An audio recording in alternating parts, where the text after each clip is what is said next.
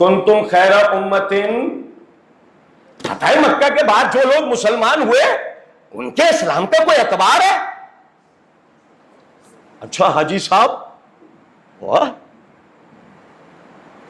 حاجی صاحب آپ کے ایمان کا اعتبار ہے جو یہ بات کر رہے ہو؟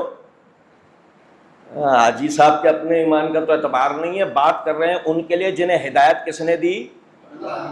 اخرجت للناس۔ حاجی صاحب کے پاس تو پھر کوئی تبلیغ کرنے گیا تھا، نبی اکرم صلی اللہ علیہ وسلم نے فرمایا اے اللہ، اے میرے مالک،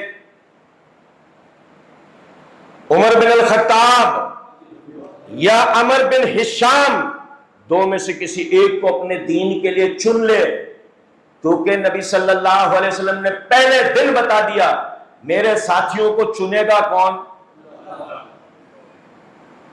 ان دو میں سے اے اللہ کسی کو ضرور چننا۔ اللہ نے ان کے ابو کو نہیں چنا، کس کو چنا؟ عمر بن الخطاب رضی اللہ تعالی عنہ۔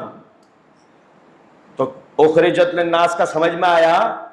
صحابہ کرام رضوان اللہ علیہم اجمعین کو کس نے چنا ہے؟ اور بھائی سابقین اولین کو بھی ہدایت اللہ نے دی، مہاجرین کو بھی ہدایت اللہ نے دی، انصار کو بھی چنا اللہ نے، اور فتح مکہ کے بعد مسلمان ہونے والے کس نے چنے؟ امریکہ نے۔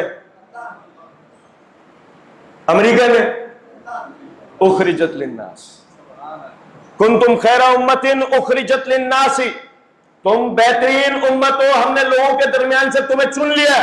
کس لیے؟ تم بغاوت کرو گے،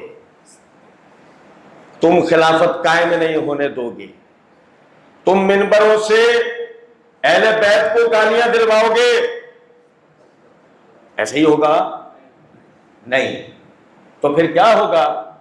تأمرون بالمعروف وتنہون عن المنکر، تم برائیوں سے روکو گے، تم نیکیوں کا حکم دو گے۔ صحابہ کرام رضوان اللہ علیہم اجمعین برائیوں کا موضوع ہی نہیں ہے کہ ان کی طرف کسی برائی کا انتساب کیا جائے، صحابہ کرام رضوان اللہ علیہم اجمعین اچھائیوں کا موضوع ہے، ان پہ لگنے والی تہمتوں کا دفاع کیا جائے، یہ ہے کرنے کا کام، یہ اللہ نے کہا ہے کنتم خیر امت اخرجت للناس تأمرون بالمعروف وتنہون عن المنکر وتؤمنون باللہ۔ حضرت صاحب کہنے لگے اپنی ویڈیو میں صحابہ کرام رضوان اللہ علیہم اجمعین کوئی ایمان کا موضوع ہے؟ اگر ان کو کوئی نہ تسلیم کرے تو کیا وہ مسلمان نہیں ہے؟ اور بھائی توحید کی اہمیت ہے کس کی؟